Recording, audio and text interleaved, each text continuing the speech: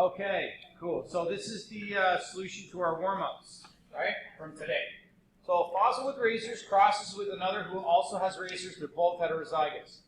What are the chances that their offspring will have, A, have racers, B, have casters? Okay, so essentially we're looking at the exact same scenario as those two purple flowers from the second generation of yesterday's homework. Okay, except instead of dealing with flower color, we're dealing with the wheel type of fossils. Okay? Fossils. All right. So let's just draw them again because they're fun to draw.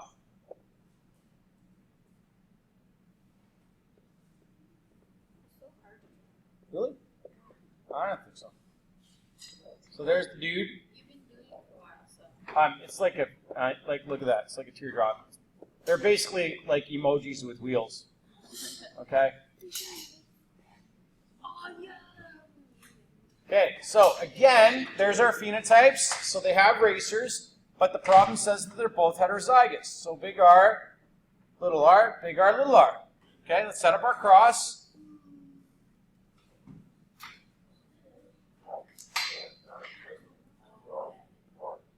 Okay, big R, big R.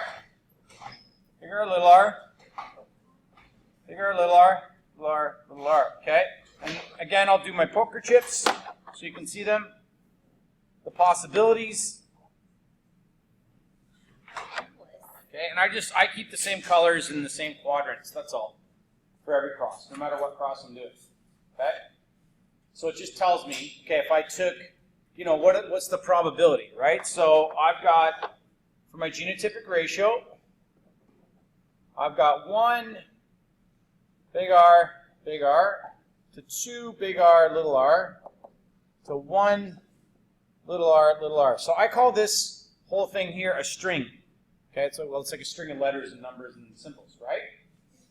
Okay, that'd make a heck of a password, wouldn't it? You're welcome. Okay. My new password. There you go. 1, 2, 3, 4. Okay. Mendelian ratio. New password. Okay. So what's our phenotypic ratio then? And by doing the phenotypic ratio, we're actually answering the question. Yep. Yeah, 75% chance of getting a racer and 25% chance of getting a caster. So there you go. Okay? It's the same thing. Over and over and over. Right? Okay. That's that one. But I'm going to stay with it because what the heck. Next question. Now we're dealing with fossil color. Now, I used a term that's different. We're not dealing with dominance this time.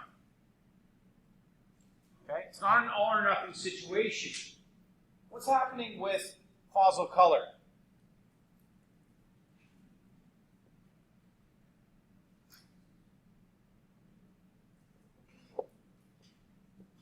In the problem, I tell you that fossil color is inherited by a different kind of inheritance. Incomplete.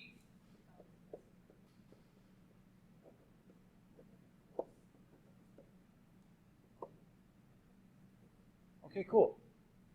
So incomplete means this. Well, you tell me what you think.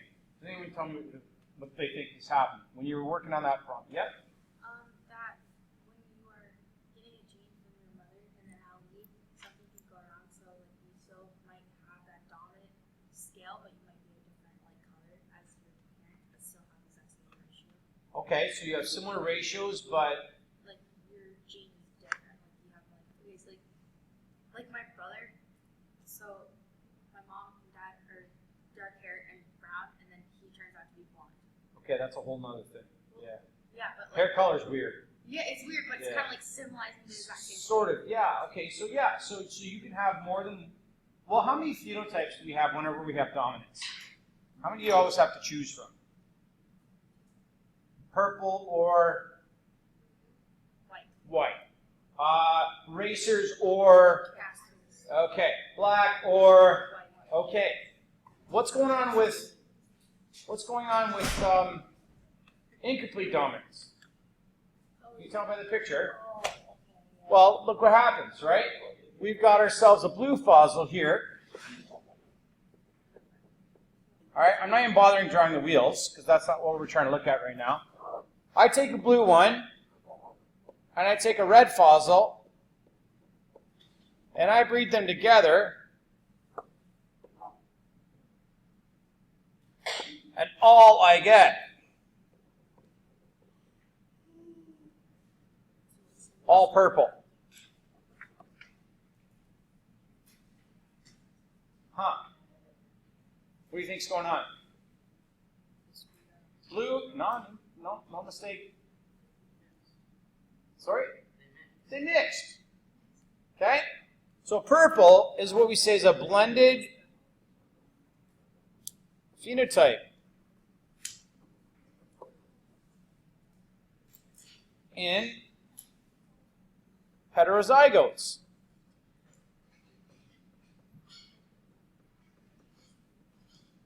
Okay? So we're going to use a different code because we no longer have recessive. Okay? So watch this. We're going to use a different coding system. It's kind of like a secret symbol code. All right? So for racers, we use big R, little r, right? Because little r is like recessive, so it gets hidden. Whereas with this, big B equals the blue allele. We're not going to use little b for incomplete dominance. Key into this, please. Key into this. This is a different system for naming. When we have incomplete dominance, we take one of the letters, so I'm going to just choose B, and that means that the opposite one is going to be big B, what we say prime, or apostrophe. Okay? It's a coding system. Equals the red allele. Okay? So, this dad here is big B, big B. This mom is big B prime, big B prime. All right, and prime is just another word for apostrophe. It's a lot easier to say, so we're going to go with that. Okay? So what's our baby fossil then? You got it. Big B prime. Beautiful. Now, if I was to take that dude and we were to breed him with another purple,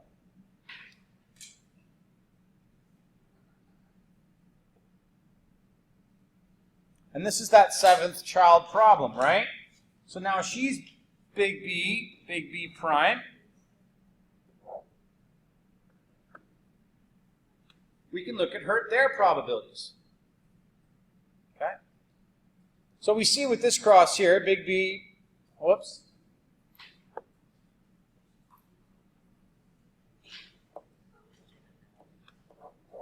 So I take a red one and a blue one, and we cross them together.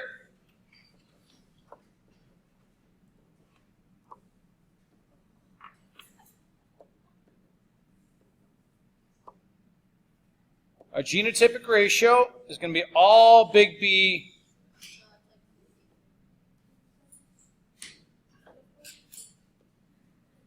All big B prime. So our phenotypic ratio, when we cross a red and blue one, is going to be 100% purple. Okay, they're all heterozygous. Okay, but if I take two purple ones, and we cross those together, we can then see what happens, right? Big B prime, big B prime.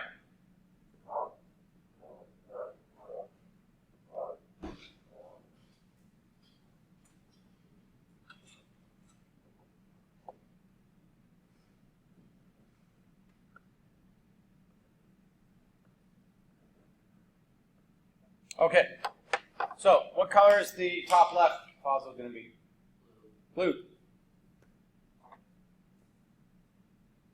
Sometimes it helps to actually write the phenotype right inside the square itself. Okay? Top right, what's that one going to turn out to be? Purple.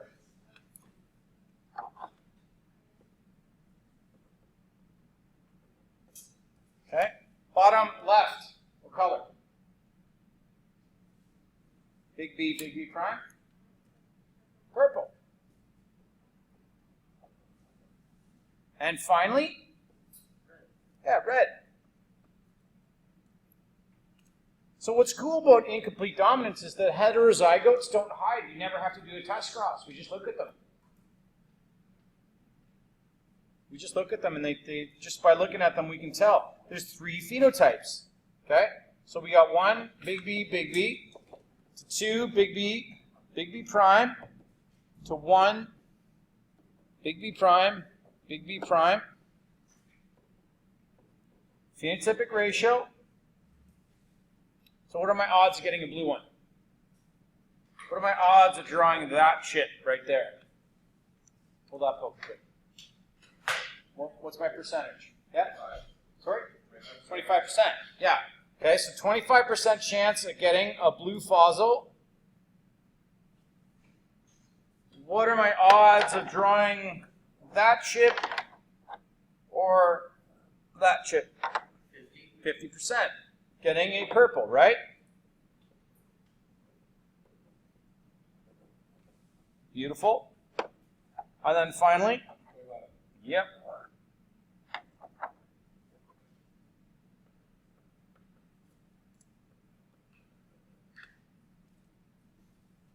Okay. So, what's cool about incomplete dominance, unlike regular dominance, is that the heterozygotes can't hide. We can tell just by looking at them. They're a blend of the other two homozygous individuals. Okay? So let's say I had a black rooster and I crossed it with a white hen. And let's say feather color was inherited by incomplete dominance. What color would their offspring be? What color feathers would they have?